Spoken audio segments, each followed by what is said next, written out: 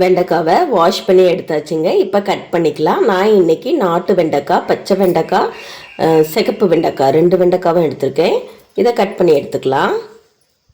தேவையான பொருட்கள் என்னென்னு பார்க்கலாம். சின்ன வெங்காயம் இந்த பவுலில் 1 கப்புங்க. தக்காளி, பெரிய சைஸ் தக்காளி 1 தக்காளி, 2 வரமிளகாய், 1 கொத்து கருவேப்பிலை. வாங்க வெண்டைக்காய் புளி பொரியல் எப்படி செய்யலான்னு பார்க்கலாம். வானல் வச்சிட்டேங்க. நல்லா ஹீட் ஆயிடுச்சு. ஆயில் ஊற்றிக்கலாம். 2 ஸ்பூன் ஆயில் ஊற்றிக்கோங்க. 1 ஸ்பூன் கடுகு போட்டுக்கலாம். கடுகு பொரிஞ்சிடுச்சு. வரமிளகாய், கருவேப்பிலை சேர்த்துக்கலாம். சின்ன வெங்காயம் சேர்த்துக்கலாம்.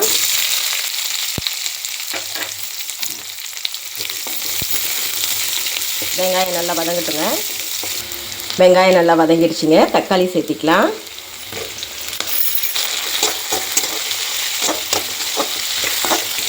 தக்காளி நல்லா வதங்கிடுச்சுங்க.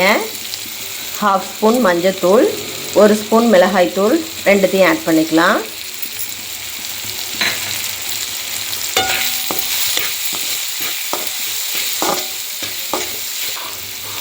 இப்போ வெண்டைக்காவை சேர்த்துக்கலாங்க.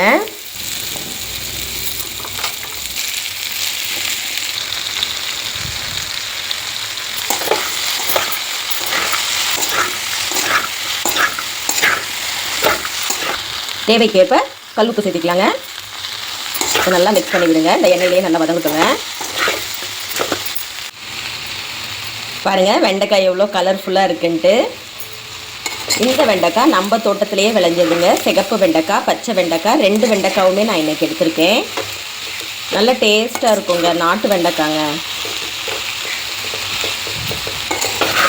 இந்த வெண்டைக்காய் பொரியல் தயிர் சாதத்துக்கு பெஸ்ட்டு காம்பினேஷனுங்க. சூப்பராக இருக்கும். லஞ்ச் பாக்ஸ் பேக்கிங்க்கு குழந்தைங்களுக்கு தயிர் சாதத்துக்கு விரும்பி சாப்பிடுவாங்க. கண்டிப்பாக செஞ்சு கொடுங்க.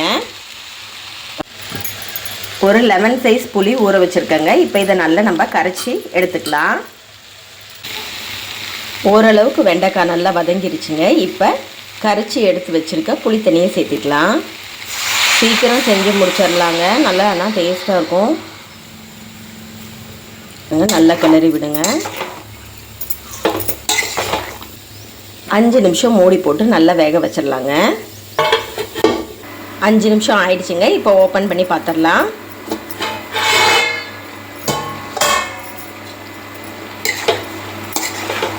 பாருங்க இன்னும் கொஞ்சம் தண்ணி இருக்குது. நம்ம ஊற்றின புளி தண்ணி இன்னும் லைட்டாக இருக்குங்க. இன்னும் ஒரு 5 மினிட்ஸ் சிம்மில் வச்சு மூடி போட்டு வேக வச்சிடலாங்க. ஒரு 5 நிமிஷம். இப்போ ஓப்பன் பண்ணி பார்த்துடலாங்க. தண்ணி ஃபுல்லாக நல்லா ட்ரை ஆகிடுச்சுங்க. வெண்டைக்காய் நல்லா வெந்துருச்சு. வெண்டைக்காய் பொரியல் ரெடி. சாம்பார் சாதம், தயிர் சாதம், ரசத்துக்கு நல்ல சைட் டிஷ்ஷாக இருக்குங்க. சுட சுட வெண்டைக்காய் பொரியல் ரெடிங்க. வாங்க சாப்பிடலாம்.